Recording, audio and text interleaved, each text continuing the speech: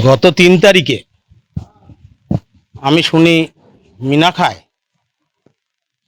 900-র ওপর আমাদের হিন্দু থেকে ফ্যামিলি খ্রিস্টান ধর্ম গ্রহণ করেছে। এই শুনে আমি খ্রিস্টান পাড়ায় যাই, সবার সঙ্গে কথা বলি। তারা বলে যে আমরা সনাতনী ছিলাম, আমরা খ্রিস্টান ধর্ম গ্রহণ করেছি। এখানে চার্চ আছে 3টে, একটুকু অতটুকু জায়গায় 3টে চার্চ, এখানে 3টে চার্চ আছে, ওখান থেকে আমাদের সব সুযোগ সুবিধা দেয়, তাই আমরা খ্রিস্টান ধর্ম গ্রহণ করেছি। এই শুনে আমি ফাদারের কাছে যাই। ফাদার আমাকে বলে, আমি ফাদারকে বলি যে আপনারা যখন খ্রিস্টান ধর্ম এখানে ধর্মান্তরিত করেছেন, আর আপনিও বাঙালি হিন্দু, তা আপনারা সনাতনী ছিলেন, আবার আপনারা সনাতন ধর্মে ফিরে আসুন, আমি আপনাকে হাত জোড় করছি, আমি আপনার পায়ে ধরছি। তখন ফাদার আমাকে বলে, আপনি তাহলে আপনার নাম ফোন নাম্বার দিন, আমি আমাদের ধর্মগুরুরা আছে, তারা আসবে আপনার সঙ্গে কথা বলবে। এই বলে আমি যখন বেরুতে যাচ্ছি, তখন ভরত দাস নামে একজন দুষ্কৃতী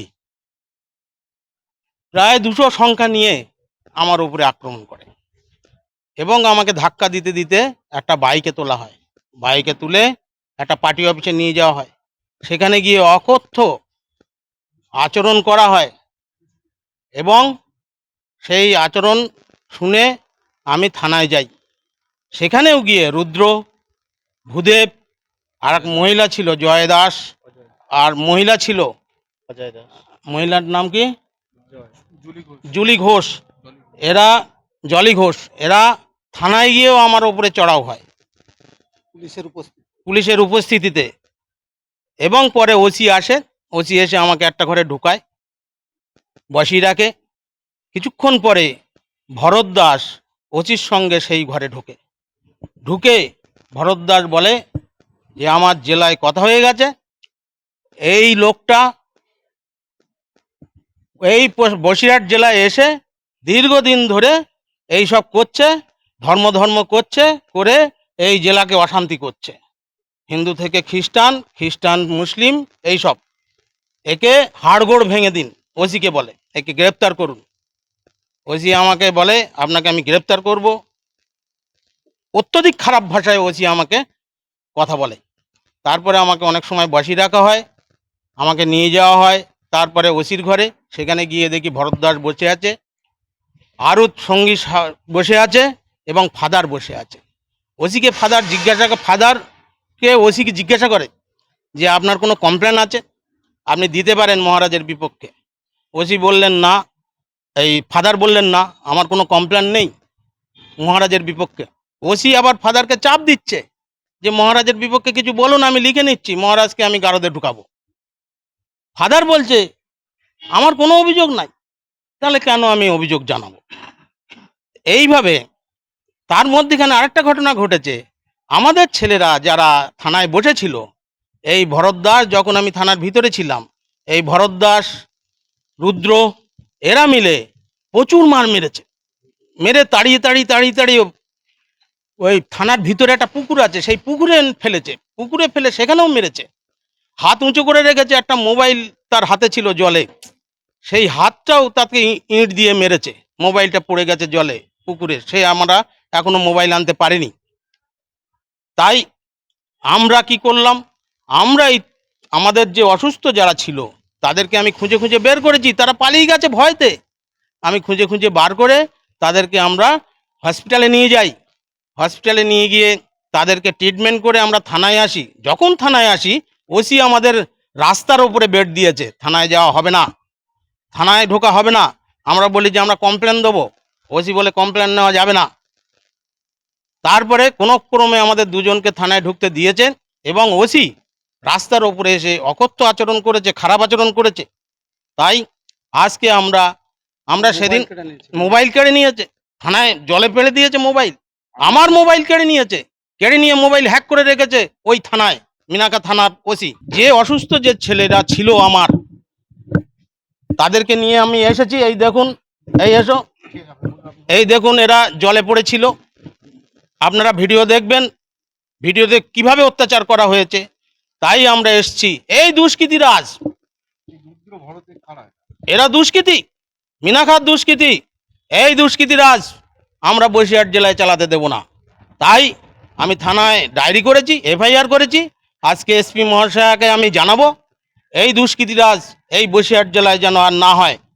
কারণ আজকে আমাদের হিন্দু ধর্ম থেকে যেভাবে খ্রিস্টান ধর্মের ওপর ধর্মান্তরিত করা হয়েছে, আমরা দেখেছি সরবেরিয়ায় যেভাবে কিছুদিন আগে শাহজাহান খ্রিস্টান ধর্মে আমাদের হিন্দু ধর্ম থেকে রূপান্তরিত করেছে।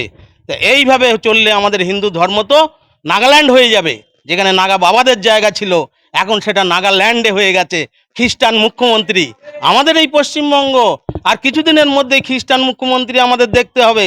সেদিন আমরা আবার খ্রিস্টান হতে বাধ্য। মুসলমানদের হাতে ছিলাম, খ্রিস্টানদের হাতে ছিলাম 200 বছর।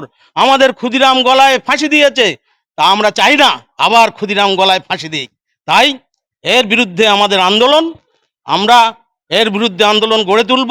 এসপি মহাশয়কে আমরা বলবো যে আপনি উপযুক্ত ব্যবস্থা নিন। এই দুষ্কৃতীর হাত থেকে বিদেশ থেকে পয়সা আসছে, এই দুষ্কৃতীরা সেই পয়সা ভোগ করছে। তো গালাগালি দেওয়া হয়, তখন ওনার পরিচয় নিয়ে ওনারা প্রশ্ন তুলেছেন, এ কোথাকার সাধু, কোন আশ্রমের সাধু। তো সেই পরিচয় আপনার কাছে আমি এখন আপনাদের কাছে আমি রাখতে চাই। উনি হচ্ছেন সাংখ্যযোগী। পশ্চিমবাংলায় আপনারা জানেন গঙ্গাসাগর আছে, সেই গঙ্গাসাগরের প্রথম যে আশ্রম সে হচ্ছে কপিলানন্দ আশ্রম, কপিল সাংখ্য কুঠির। সেই আশ্রমের যিনি পূত মহন্ত, পূজ্য মহন্ত, তিনি হচ্ছেন মাধবানন্দ যিনি। সেই মাধবানন্দজির আর উত্তরসূরি এবং তার সুযোগ্য শিষ্য হচ্ছেন আমাদের শিবানন্দজি মহারাজ। যারা জানেন না তারা ভালো করে শুনে রাখুন। সবথেকে পুরানো সাংখ্যযোগ আশ্রমের যে আশ্রম যে গঙ্গাসাগরে, তার সেখানকার উনি অ্যাসিস্ট্যান্ট সেক্রেটারি আছেন। তার পরিচয়টা আমরা দিলাম। এবার জন্য এই ব্যাপারে প্রশ্ন করার আগে 10 বার ভাববেন।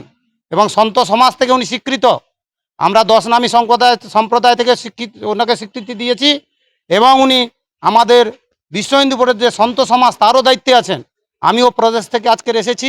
আমরা যদি এর বিহিত ফল না পাই, আমরা কিন্তু প্রদেশ থেকে আলোচনা করে আর এর আগামী দিনের কর্মসূচি তৈরি করব। বৃহত্তর আন্দোলনে যেতে হলেও যাব। এবং সবথেকে বড় কথা, আমাদের পূজ্য কার্তিক মহারাজ বিষয়ের উপরে নজর রেখেছেন, তিনি আমাকে পাঠিয়েছেন। আমি এখান থেকে গিয়ে বিস্তারিত বিবরণ ওনার কাছে রাখবো। তারপরে উনি তার সিদ্ধান্তে এবং আমাদের সন্ত সমাজের সিদ্ধান্ত অনুযায়ী আমরা আগামী কর্মসূচি আপনাদের সামনে জানাবো। এই জন্য আমরা আবার ভাবতে শুরু করেছি। আমরা যেহেতু আমরাও তো এই পরিবর্তনের একটা অংশ ছিলাম, তো আমরাও এই জন্য আমাদের প্রদেশে জানানো হয়েছে, ওনারা উপর লেভেলে কথা বলছেন।